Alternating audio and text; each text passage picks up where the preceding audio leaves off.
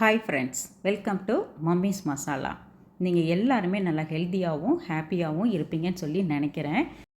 நிறைய பேர் என்கிட்ட ரொம்ப நாளாக கேட்டுக்கிட்டு நாட்டுக்கோழி குழம்போட ரெசிபி. இது கூடவே தேங்காய் பால் சாதம் சூப்பரான காம்பினேஷனாக இருக்கும். ஸோ அதுவும் அது கூடவே பார்த்திங்கன்னா நம்ம இப்போ ஊருக்கு போகிறோம் இல்லைங்களா. ஸோ அதுக்கு கொஞ்சம் திங்ஸ் எல்லாம் நான் பர்ச்சேஸ் பண்ணினேன். ஸோ அதுவும் ஒரு பார்ட் உங்களோட நான் ஷேர் பண்ணுறேன். ஸோ நான் என்னெல்லாம் வாங்கினேன் அப்படின்னு சொல்லிட்டு. ஸோ இந்த வீடியோ கண்டிப்பாக உங்களுக்கு யூஸ்ஃபுல்லாகவும் இன்ட்ரெஸ்டிங்காகவும் இருக்குன்னு சொல்லி நம்புகிறேன். அக்கா, நாட்டுக்கோழி சிங்கப்பூரில் எங்கே கிடைக்கும் அப்படின்னு சொல்லி நிறைய சிஸ்டர்ஸ் கேட்டிருந்தீங்க. ஆக்சுவலாக பார்த்தீங்கன்னா நம்ம பிளாக்கு கீழே உள்ள வெட் மார்க்கெட்லேயே கண்டிப்பாக நாட்டுக்கோழி கிடைக்கும். அதாவது அந்த சிக்கன் சேல் பண்ணுவாங்க இல்லைங்களா, அந்த சிக்கன் ஷாப்லேயே போயிட்டு நம்ம நாட்டுக்கோழின்னு கேட்டாலே அவங்க தனியாக கொடுப்பாங்க, கம்போங் சிக்கன் சொல்லி. அப்படி இல்லைன்னா நம்ம என்டியூசி, ஜெயிண்ட், ஐஎம்எம் இந்த மாதிரி எல்லா இடத்துலையுமே கிடைக்கும். அங்கெல்லாம் பார்த்தீங்கன்னா இதே தான் கம்போங் சிக்கன், இல்லைன்னா கண்ட்ரி சிக்கன் சொல்லி போட்டிருப்பாங்க. நம்மளுக்கு தேவையானதை நம்ம சூஸ் பண்ணி வாங்கிக்கிறலாம். நான் எப்போவுமே வெட் மார்க்கெட்டில் தான் வாங்குறது. தேவையான சிக்கன் வாங்கிட்டு வந்தாச்சு. இது பார்த்தீங்கன்னா முதல் நாள் ஈவினிங் நம்ம பக்கத்தில் உள்ள ஐஎம்எம் இருக்குது இல்லைங்களா, அங்கே உள்ள டே சோப் தான் நான் போயிருந்தேன். ஸோ அப்போ வாங்கின திங்ஸ் தான் நான் என்னென்ன வாங்கினேன் அப்படின்னு சொல்லி நான் ஷேர் பண்ணியிருக்கேன். ஹேருக்கு, அதுக்கப்புறம் ஃபேஸ்க்கு இந்த மாதிரிலாம் கொஞ்சம் அக்சசரிஸ்லாம் நம்ம கேரி பண்ணுறதுக்கு இந்த பவுச் நல்லா யூஸ்ஃபுல்லாக இருக்கும். முன்னெல்லாம் பார்த்தீங்கன்னா $2 தான் இருக்கும். ஆனால் குவாலிட்டி ஓகேயாக தான் இருக்கும். பட் இது பார்த்தீங்கன்னா $6.35. ஆனால் நல்லா குவாலிட்டி வைஸ் நல்லா சூப்பராக இருந்துச்சு. உள்ளே கிளாத்தில் இன்னொரு பவுச் கொடுத்துருந்தாங்க. ஸோ நமக்கு தேவையானதை செப்பரேட் பண்ணி அழகாக அரேஞ்ச் பண்ணி ஆர்கனைஸ் பண்ணிக்கலாம். அதுக்கப்புறம் பார்த்தீங்கன்னா இன்னொரு குட்டி பவுச்சு, இதுவுமே $6 நினைக்கிறேன். ஸோ ரெண்டுமே சேர்த்து $12 சம்திங் வந்துருந்துச்சு. ரொம்ப பெரிய மேக்கப் ஐட்டம்லாம் கிடையாது. ரொம்ப சிம்பிளாக நம்ம கோம்பு, அதுக்கப்புறம் இந்த பொட்டு, இந்த மாதிரி ஐட்டங்கள் தான். எனக்கு இந்த மாதிரி சிம்பிளாக போதுன்னு சொல்லிவிட்டு நான் இந்த மாதிரி சூஸ் பண்ணியிருந்தேன். இந்த லேம்ப்பு பார்த்தீங்கன்னா நான் பார்த்தோன்னே எனக்கு ரொம்ப பிடிச்சிருந்துச்சு. ரொம்ப சிம்பிளாக இருந்துச்சு, ஆனால் ரொம்ப அழகாக இருந்துச்சு. எனக்கு இப்போ கிறிஸ்மஸ் வர்றதுனால நிறைய இந்த லைட்டிங்ஸ்லாம் நிறைய டிஃப்ரெண்ட்டாக வெரைட்டிஸ் எல்லாம் அங்கே டிஸ்ப்ளே பண்ணி வச்சுருந்தாங்க. நான் நம்ம கிச்சனை கொஞ்சம் சின்ன சின்ன சேஞ்சஸ்லாம் பண்ணலாமே அப்படின்னு சொல்லிட்டு இந்த லைட்டிங்கை நான் சூஸ் பண்ணியிருந்தேன். இது பேட்டரியில் ஆப்ரேட் பண்ணுற மாதிரி தான் இருக்கும், ஆனால் ரொம்ப அழகாக இருந்துச்சுங்க. நம்ம எவ்வளோ தான் பார்த்து இந்த மாதிரி ஹேருக்கு, அதுக்கப்புறம் இயர்ரிங்ஸு, ரப்பர் பேண்ட்ஸ் இந்த மாதிரிலாம் வாங்கி கொடுத்தாலும் அது எங்கே தான் போகணுன்னே தெரியாது. ஆனால் பார்த்திங்கன்னா ஒரு அவசர ஆத்திரத்துக்கு தேடும்போது சுத்தமாக கிடைக்காது. ஸோ அன்றைக்கும் அப்படி தான் ஒரு 6 பேர் உள்ளது $6.35 சொல்லி போட்டிருந்தாங்க. ஸோ குட்டி குட்டியாக இருந்துச்சு ஸ்டட்டு. ஸ்கூலுக்கு போட்டுக்கிறதுக்கு யூஸ் ஆகுமே அப்படின்னு சொல்லிவிட்டு அதில் ஒரு ஸ்ட்ரிப்பு மாதிரி வாங்கியிருந்தேன். அதுக்கப்புறம் இந்த பவுல் பார்த்திங்கன்னா அழகான போர்சிலின் பவுல்ஸு. அக்கா, நீங்கள் யூஸ் பண்ணுறதெல்லாம் பிளாஸ்டிக்கான்னு சொல்லி ஒரு சிஸ்டர் கேட்டிருந்தாங்க. நான் பிளாஸ்டிக்லாம் மோஸ்ட்லி யூஸ் பண்ணுறதில்ல. அதுக்கப்புறம் கொஞ்சம் திங்ஸ் எல்லாம் வாங்கியிருந்தேன். இந்த சானிட்டரி நாப்கின்ஸ் எல்லாம் இங்கேயே வாங்கிட்டு போயிடுறது ஊருக்கு போகிறப்ப. ஸோ இந்த மாதிரி தான் கொஞ்சம் வாங்கியிருந்தேன்.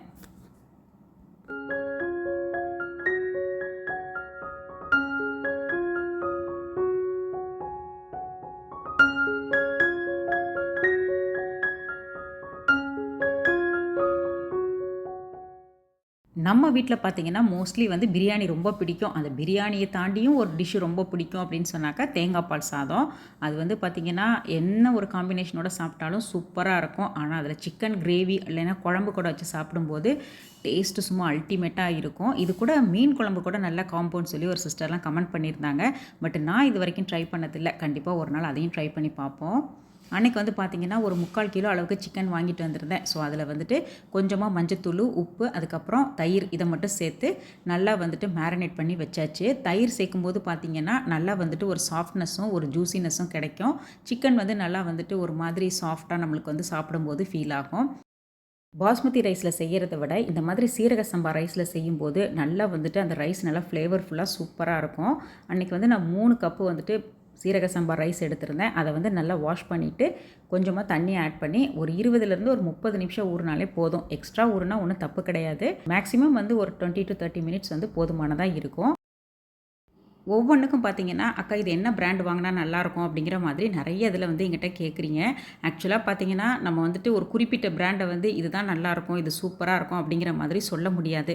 ஏன்னா ஒரு தடவை வாங்குறது பார்த்தீங்கன்னா அதுக்கப்புறம் அந்த மாதிரி குவாலிட்டி மெயின்டைன் பண்ணுறாங்களான்னு கேட்டால் அந்த அளவுக்கு கிடையாது. ஸோ அதனால தான் பார்த்தீங்கன்னா நான் மோஸ்ட்லி பிராண்டை நான் எதுவும் சொல்கிறது கிடையாது. அதனால தான் பார்த்தீங்கன்னா மளிகை சாமானத்தை பொறுத்த மட்டும் நம்ம எதையுமே சஜஸ்ட் பண்ண முடியறதில்ல.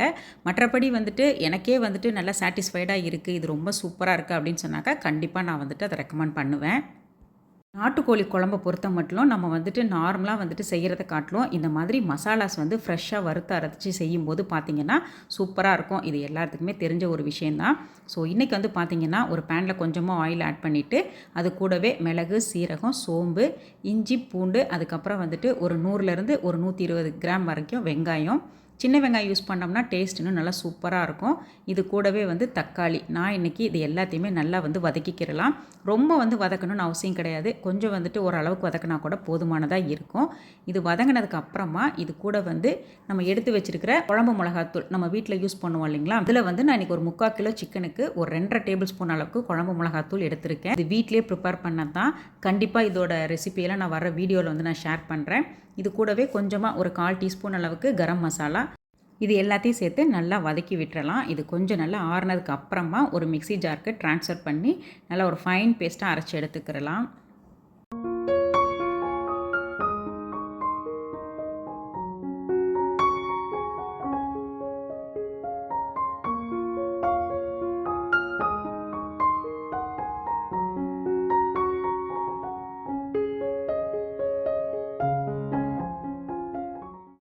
இந்த ஒரு பேஸ்ட் நம்ம ரெடி பண்ணிட்டா போதும். இந்த குழம்பு வந்து டக்குன்னு செஞ்சிட முடியும். ஜஸ்ட்டு நம்ம குக்கரில் தான் இன்றைக்கி பண்ண போகிறோம். நான் இன்றைக்கி இண்டஸ் வேலி 3 லிட்டர் குக்கர் தான் யூஸ் பண்ணுறேன். இதில் வந்து பார்த்திங்கன்னா நம்ம வந்துட்டு அரைச்சி வச்சு அந்த பேஸ்ட்டை வந்து இதோட ஆட் பண்ணிக்கலாம்.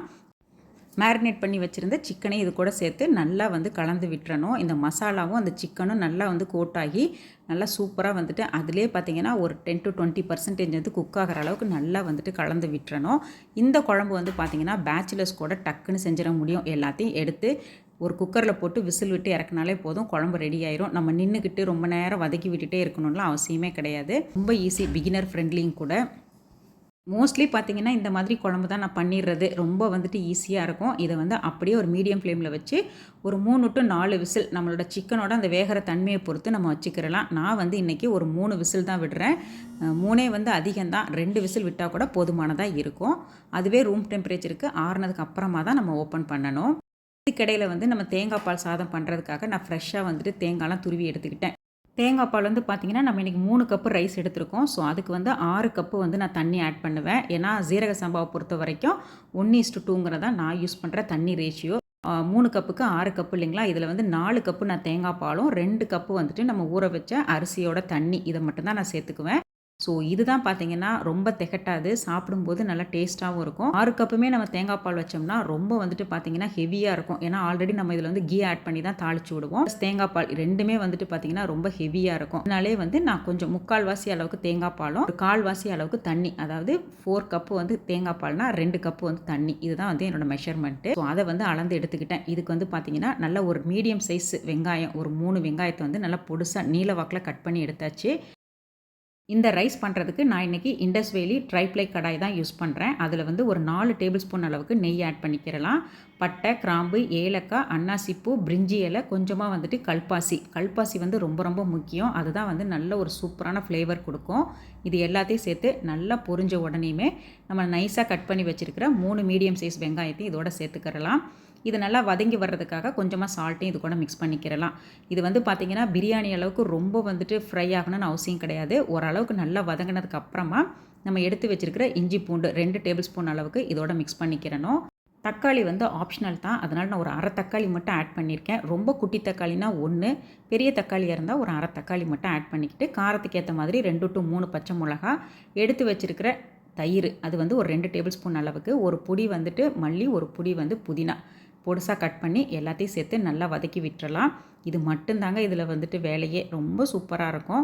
இது கூடவே பார்த்திங்கன்னா நம்ம வந்து எடுத்து வச்சுருக்கிற தேங்காய் பால் 4 கப்பும், அதுக்கப்புறம் அரிசி ஊற வச்ச தண்ணி 2 கப்பு, மொத்தம் வந்துட்டு 6 கப்பை இது கூட மிக்ஸ் பண்ணிக்கிறலாம்.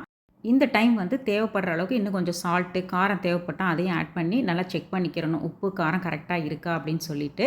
இந்த தண்ணி வந்து நல்லா வந்து அந்த தேங்காய் பால் நல்லா ஒரு கொதிச்சு வரும்போது தான் நம்ம வந்துட்டு ஊற வச்ச அரிசியை இது கூட மிக்ஸ் பண்ணணும்.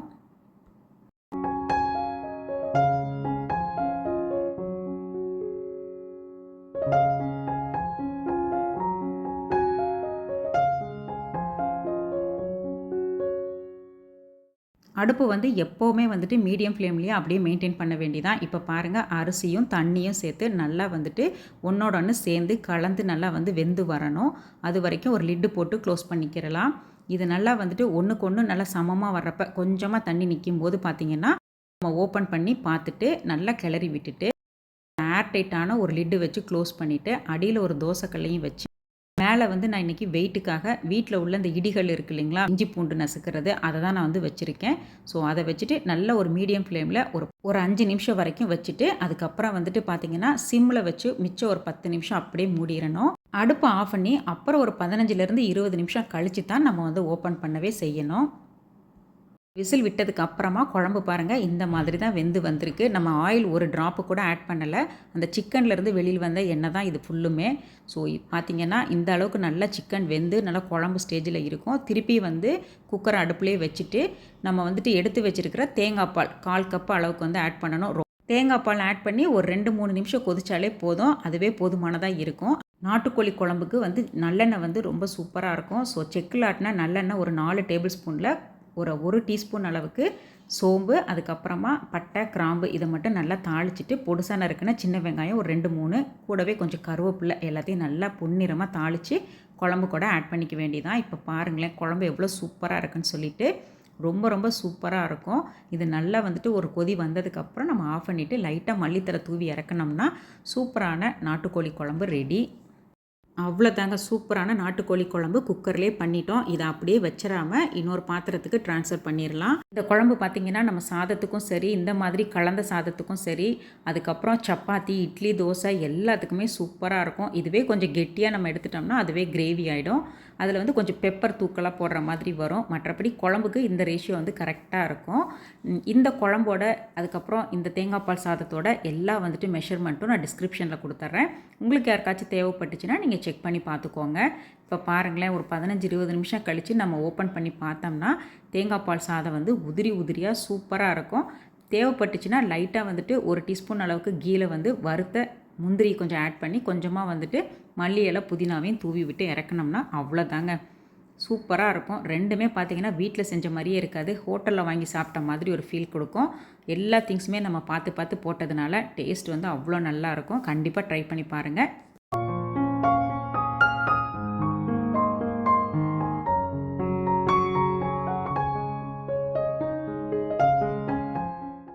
இன்னுமே நம்ம எதுவுமே பெருசாக இன்னும் பர்ச்சேஸ் பண்ண ஸ்டார்ட் பண்ணலை. ஸோ பர்ச்சேஸ் பண்ண எதையும் இன்னும் பேக் பண்ணவும் இல்லை, இன்னும் பிளான் பண்ணவும் இல்லை.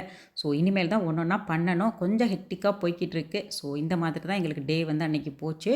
ஸோ இந்த விளாக் வந்து கண்டிப்பாக உங்களுக்கு வந்து பிடிச்சிருக்கும்னு நம்புகிறேன். இந்த விளாக் பிடிச்சிருந்துச்சின்னா ஒரு லைக் மட்டும் பண்ணுங்கள். நெக்ஸ்ட் வீக் இன்னொரு இன்ட்ரெஸ்டிங் விளாகில் நம்ம மீட் பண்ணலாம். வீடியோ பிடிச்சிருந்தா சப்ஸ்கிரைப் பண்ணுங்கள். தேங்க்ஸ் ஃபார் வாட்சிங்.